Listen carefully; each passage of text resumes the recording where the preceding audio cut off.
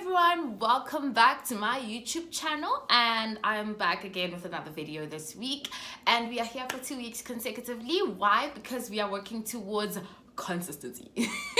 So basically I'm here with another video, and this week we will be tackling a new topic, a topic that I have not touched before. I know I talk about medicine, I know I talked about story times, but now I will be adding a new segment to my channel, and I hope you guys enjoy it. Remember to like, subscribe. If you haven't already, we're like 3 subscribers away from 500. Come on. So please like, subscribe, and share this video, and let us get right into it. I need to find a thing. I need to find like a thing to do in the introduction, like a thing, like let us get right into it. Okay, that's a bit cheesy. I'll figure it out. I'll figure it out.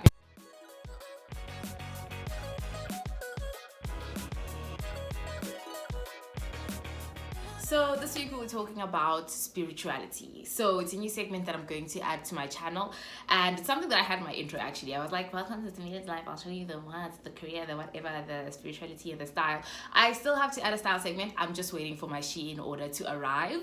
It's the only thing that's keeping me afloat right now. I had to I had to pay customs the other day, and wow, my budget and I felt it. So this order better be worth it. It will be all worth it in the end. And I mean, it's lockdown, so I really don't have anything else that I should be spending my money on anyway, and I have my groceries, and it's fine. It's okay. It's okay. But yeah, I'll do that. I'll add a style segment because that has also been something people have been asking me to do, so I'm just gonna end up doing what you guys want me to do, because this is our channel. We are family, we are together, we are, yes, oh my gosh. So there's a lot to talk about when it comes to spirituality, and I think that's why I can have a whole segment on its own, because it really is so much and it means so much in my life. So I have so many things I can talk about regarding spirituality. I mean, if I can talk about my everyday life on multiple videos, then trust, I have a lot to say about my spirituality. But otherwise, I am a Christian. I'm a born-again Christian. I got saved in 2012 on the 6th of January. So I've been saved for almost 8 years, 9 years actually, 9 years. No, wait. Yes, 9 years. I got saved when I was 11. What? But yeah, anyway, it's been a roller coaster ride. It's been up, downs, left, rights, everywhere. But right now, I would say I'm in a good place, in a place that I want to be in, or where I am happy and I am satisfied. But of course, you can never say that you have reached the peak of your relationship with God. But yeah, basically in this video, I will be answering questions that people have sent me with regards to spirituality. These are questions I got a long time ago. I just haven't been, I wouldn't say bold enough to tackle this topic. Yeah, something like that. Like, I haven't been bold enough because spirituality is it's a whole different thing. And honestly, I feel like I was a bit afraid to be bashed by other Christians. It's just sad. It's really sad. But I really felt like, you know, what if I say the wrong thing when it comes to the Bible and the biblical truth? I want to say the truth and only the truth, and it's like, what if I don't? What if I mess things up? So I've been really scared to do it because of the sensitivity of the topic and because of how precious and meaningful it is to me, and I don't want to be the reason why someone is led astray. So yeah, but now I think the questions that I got asked are questions that are very personal to me and with regards to my personal journey. So I think that I can be able to confidently and boldly talk about that, because that's my own journey with regards to my relationship with God. My gosh, English. So yeah, let's get right into the first question. How to trust God? That is the first question that I have. How do I trust God? How do I trust God? Okay, so personally speaking, why do I trust God? Let's first start with that. Why do I trust God? Because of what he's done in his word, because of what he's done in my life, because of what I see him doing in other people's lives, and because I know that he has more control over what happens in life than I do. That's the basis. Why do I trust God? So how do I trust God? That's literally the answer. I feel like that's the answer. Why? How? I refer back to what he's done in my life. God has brought me through, I've lived for 20 years. So many things have happened in these 20 years. I've gone through things that I thought would, or when I look back, were supposed to destroy me. When I look back, they were supposed to ruin me. But God he covered me, he protected me, he let me get through those situations. And I believe that, honestly, the things I'm facing now, compared to some of those situations is nothing. So why wouldn't he do it again? And then also I refer to people's testimonies or like people's lives. I see him working in people's lives, and I know that if he can do it for you, he can do it for me. And it's not necessarily a comparison, but it's more like a motivation. I see it as motivation, because I feel like if God can do it, I mean, he's a God of the impossible. So that's how I trust him. Like, I honestly look back at my life and I see his goodness and his grace, and I refer back to the things he's gotten me through, and I'm like, if he could do it, then he can do it again. Like, honestly, that's literally how I get myself to trust God. Because also what I've realized is that effort does not guarantee that things are going to be okay. So that has kind of humbled me in the sense of like knowing that I myself cannot solve this. So the only person who I know that can solve this is God. And I've seen him do it multiple times, and he still does it today for myself and for other people. And also, what did I say the third one was? I said looking at other people, my own self, and knowing that he is in control more than I am with my life. I'm the person who is a perfectionist. I love order. I love controlling things. I like knowing what's going on in my life. But there's so many instances, especially academically, this year, last year, everywhere. I don't know how I got through so many things. I just know that I found myself on the other side. When I was in it, I felt like I was dying. But when I was on the other side, I was like, how? How did I get through that? And that's how I know that there's no other explanation except God. There is no other explanation except knowing that he was the one who carried me through that. And he is the one who has more control over my life than I am. Because I plan, guys. I plan, and I like solving things and having solutions. But I have learned throughout my life that I have zero control over what happens in my life. I have zero control over what happens to tomorrow. I can have a schedule, but the day belongs to God. That's why he says you should not worry about tomorrow, because we don't know what tomorrow brings. Because we really have no control. I feel like admitting to that is how I trust God. Because as much as we have no control, okay, if honestly I didn't know God, I would panic all the time, because I'd be like, what if, all the time. So knowing that there's someone who has control over my life, it feels better. Knowing that there's someone who has a plan over my life, it feels better knowing that. So that's how I get myself, or how I got myself, or why I trust God, because I know that his plan is good, that his plan might not be my plan, but it will work out for my good. And I also look back and I'm like, God, you've been good in so many situations that I found myself, and you've gotten me through things that I did not think I would get through, things that I was not even aware were happening at the time, because you covered me with your grace. But when I look back, I'm like, whoa, fam, we went through that. And if he could do it then, he can do it now. He's the same yesterday, today, and forevermore. Like, he's not changing. He's still the God that he was when he got me through all those things. Knowing who he is also really helps, because when you know who he is, you know what his promises are, and God will never go back on his promises. So now you know that he said that he will do 1, 2, 3 for me. Therefore, I have no reason to doubt that he will do that. You have no reason to doubt that he will do that. So I think that's how I get myself to trust God. Looking back at the things he has done for me, reading his word and knowing what he promised he will do for me, and then also knowing that he is the one who has the control over my life. He is the Alpha, the Omega, and the orchestrator of my life, and he knows exactly what will happen. That makes me feel better, and his plan is good. So it really makes me, that's what makes me trust in God all the time, because I have no control. I have so many things in life that I would have failed in if I had used my own efforts. So many things where I realized that it was not me. It was not me. Even getting to third year, it was not me. Being here today, getting through this week, it was not me. I can tell you that this week, first day of this week, I was so overwhelmed with everything in this blog. Yeah! I was so overwhelmed. I was so hopeless. I was really excited when I got into it. But after the first day, I was like, this is going to be a lot. This blog is we're going to work. We are going to work so much. And I don't know if I'm going to be able to come out on the other side, like feeling good and having taken care of myself holistically.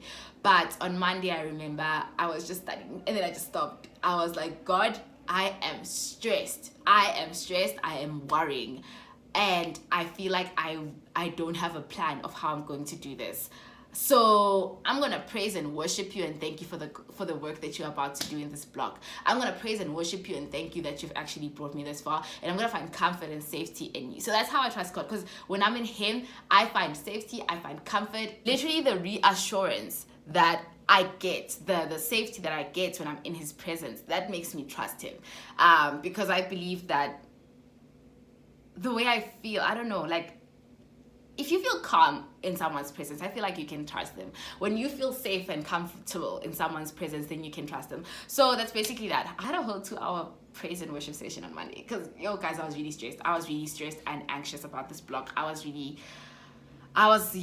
worried about it. But after those 2 hours of praising and worshiping and surrendering everything to him, gosh, everything just went up here. I remember Tuesday was one of the best days I had this week. I enjoyed Tuesday. So yeah, that's just what makes you trust God. And then the second question is how to reconnect with God. I feel like firstly, it's being open. Be open to receiving or listening to what he says to you. Also, I think it also comes with an aspect of actively seeking him. I think God is, yes, acknowledging him. I remember I was listening to the sermon and they said, acknowledge, God is always there. You just have to acknowledge him. So it's you deciding to acknowledge God in your life. I feel like that makes you or gives you a better chance of reconnecting with God. Of course, there's many other things. I probably won't mention them. But for me personally, how do I reconnect with God? The moment that I decide to actively spend time with him, the moment that I decide to actively involve him in my life, it just happens. Honestly, it just happens. The moment I decide to start reading my Bible again, the moment I decide to start praying, the moment I decide to, because I've had times where I really told God, I was like, God, I'm gonna take a break, I'm gonna fix myself, I'll come back to you and I'm okay. Stupidity at its finest. But like basically that's what I've had times where I really completely disconnected, and I realized that during those times I'd stop praying, I'd stop reading the Bible, and I'd stop participating at church or doing anything like that, or going to church even. So okay, but that happened like once. There was like one time where for like a good 2 months I stopped just doing that and stuff. But yeah, basically reconnecting with God for me is recognizing his presence in my life. When I do that, God works with my heart, opening myself and recognizing his presence. When I do that in my life, God literally, I just come back to him. I just gravitate towards him. Because even in times of uncertainty, I'm in a period of my life where there's something that I am kind of not going through, but there's some stuff that I'm working on, that God is working on in me. Yes, not myself, because you've been there, done that, failed dismally. So there's many things that God is working on in myself, and many things that I'm trying to figure out, and figuring out my identity in God, etc., etc. And I realized that even though it's a very confusing time for me, but being or spending time with him and actively participating in the relationship that I have with him is helping me to not feel disconnected. Yes, I'm not in a time where I am 100% sure of who I am, or where I stand in life, etc., etc. But one thing is that I do not feel disconnected to God at all. In fact, I feel that he's actively working on me and he is with me in this journey. So I feel like honestly reconnecting with God requires just you acknowledging him in your life and spending time with him, and participating in the relationship that you have, because God is always there. He's always waiting. He's there. He's omnipresent. He's there. It's just you who decides to not recognize him. But I can understand there's moments of disconnect, but honestly just keep on recognizing him, keep on spending time with him, keep on actively reading your Bible, keep on listening to those sermons, keep on going to church, keep on praying, and trust me, you are bound to. God will talk to you. God will work in you. Or God will show you that he is there, and you will reconnect with God. And then the next question is how to not lose yourself through it all. How to not lose yourself. Yeah, no. I have had a time. This is my life, telling you about my life, and bringing you the tea, the spice, the everything. I had a time in second year where I honestly, guys, I was not myself. The thing is, you have to really, like I said, guys, include God in everything in your life. First things first. Can I just say that? Include God in everything that is in your life. Because when you do that, even when you go through a time of self-discovery, etc., you will not lose yourself, if that makes sense. You will not lose yourself, because the mistake I made at the time was disconnecting from God, thinking that my self-discovery, my self-growth, and me becoming who I am, or who God wants me to be to fulfill the destiny he has for me, took me figuring it out myself. I made that mistake, and I allowed being overwhelmed by life and, changes, etc., to, instead of drawing me closer to God to find comfort, drawing me away, because I was like, I want to deal with it myself. So then I just started on a path of trying to fix myself, trying to figure out who I am myself. And in the end, I found myself looking in the mirror and I could not recognize the person I had become. I had to sit down and ask myself, fam, who are you? Like, who are you? What are your values at this point? What are your goals? What are things you stand for? Like, at that point, I got into a point where I was clueless with who I am and where I'm going. I was floating through it all and thinking that, no, this is part of my self-discovery. Like I said, I told God, no, God, wait a minute, let me go figure myself out. Life is being so overwhelming. I need to figure this out, and then I'll come back to you and I'm fine. Defeats the purpose once again, but it's fine. So basically, how do I not lose myself? Constantly reevaluate for yourself. I feel like that helps me a lot. Constantly taking a step back and looking at your life from the outside, seeing if this is the person you want to be, if you recognize the person you're becoming. Because yes, we will change as humans. We are bound to change. Okay, for me, I've experienced a lot of change in my life. I'm not the same person I was last year, not the same person I was in first year. But there is a difference between losing yourself and changing because of growth. There's a huge difference. And you have to constantly reevaluate that, so you don't think that, okay, no, this is part of my growth. Khanti, no fams, you are going short-lived. You're going short-lived. So I feel like also surrounding yourself with friends. Sorry. God has always blessed me with great friends. Friends that will or have helped me to recognize when I'm actually losing myself. I have one friend in particular who always lets me know, or always kind of switches that light bulb on every time I start going short-lived. So people around you, it also helps because they see your life from an outside perspective, because sometimes you're so caught up in your life that you don't realize the path that you're going into, and some people see it from the outside and they have a different perspective and they're able to tell you that, no fams, this is not who you are, this is absolutely not who you are. But I feel like, God has really blessed me with people who constantly, or who know who I am, or they kind of know. God helps them or uses them to help me know who I am, if that makes sense. But that's basically that, and I'm super grateful to God for that, because I do not know where I would be today if I did not have people like that in my life. So how do I not lose myself? Constantly reevaluate yourself. Try to stay in God, because your identity is in God is definitely who you are. That's definitely who you are. But once you start to kind of try to figure out who you are using all these other methods that are found everywhere else, I feel like then you will start losing yourself. Because guys, that's a story for another day. And then the last question says that, what is my daily devotion? So what I do daily, let me say, like, spiritually, to kind of like grow myself. I wake up in the morning and I read the scripture of the day, the YouVersion app, like everybody else. I always feel so typical when I see the verse of someone says this. I'm like, we are all reading the same verse today. So I'll wake up with that verse, and then after that I will pray, and then do my things in the morning, school, class, whatever. And then in the evening, I will spare 1 to 2 hours to spend time with God.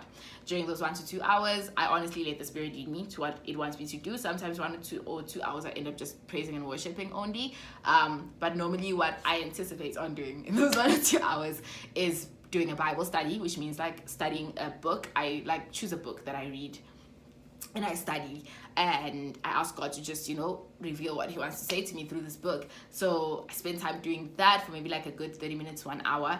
And then after that, I will write in a journal, or my prayer journal. I'll write in my prayer journal, because I realize that I express myself better when I'm writing. And I kind of want to go back and look back, what God does or has done for me that I asked for, etc., etc. Like this week, this week was funny because I asked God to help me to sleep for 7 hours a day, because I was like, I'm not going to deprive myself of sleep with this block. Whatever happens, I have vowed to not deprive myself of sleep, to try and not deprive myself of sleep. Yes, my sleeping schedule is a mess, but every single day I've gotten 7 hours of sleep. Whether I'm oversleeping or whatever, it's always 7 hours. And I'm like, but God, like, thank you, God. Like, I really am grateful. It's weird when you look back now and you're like, oh, I did ask for this. This is probably why I keep on oversleeping, because I said I want 7 hours of sleep. And I am getting 7 hours of sleep. And the reason why I'm oversleeping is because I sleep at ungodly hours.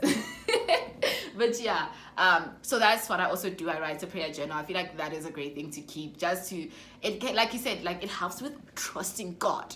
It helps with trusting God and staying connected with God, because then you look back and you're like, oh my gosh, God has been so faithful for so many things that I asked him for. And then I pray. Then after that I pray, have a young worship session, then I pray. Yeah, then that's how I do my daily devotions every single day. But of course, like I said, it depends. Sometimes I really just need to talk to God for a good 2 hours. But yeah, that's what I do every single day with my daily devotions. I wake up in the morning, read my scripture, and spend 2 hours a day. I feel like with a relationship with God, so many things in life can take away the time that you spend with God.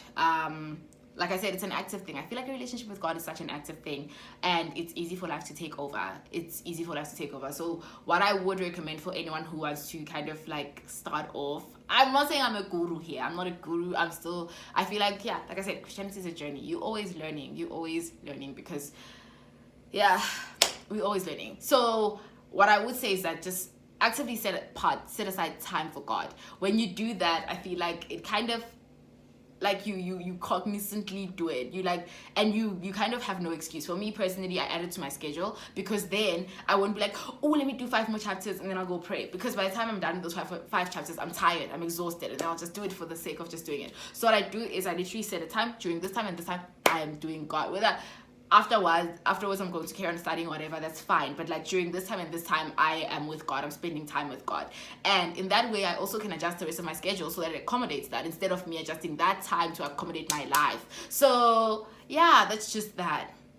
That's how I do my daily devotions, and that's how I kind of keep myself accountable every single day to spend time with God. And also, you know, the what's this thing, the YouVersion kind of presses me too, because the whole streak, like 20, and then when you miss one day, just boom, goes to 0 again. That really hurts me. It really hurts me. But like, yeah, it kind of also helps me to want to, every day I must read a verse, I must read the scripture of the day, etc. And also learning the books of the Bible. It's really fascinating. I'd really recommend like reading through books and going to like the internet to find out, you know, the history, the context, everything, so that you can holistically understand the Bible. I feel like that really helps, because I feel like so many people sometimes touch a verse or two in a chapter, and when you check the context, it's actually such the opposite of what they were saying, and you're like, so it's good for your own knowledge as a Christian, because I feel like you shouldn't be ignorant, especially in the times that we live in. Ignorance is killing people. So for yourself, to protect yourself and your faith, know who God is, so that when someone talks about him, they don't lead you astray. So yeah, that is that. So thank you for watching once again. Remember to like, subscribe, comment, and share, and I'll catch you guys next week. I hope you enjoyed this segment, and if you have any questions regarding spirituality that you'd like me to touch on again, you can totally DM me on my Instagram. If you have my WhatsApp number, that's also great. And if you want to, you can also comment down below. And yeah, see you guys next week, because we are being consistent. And don't forget to like, subscribe, and share the videos, and I'll see you guys next week.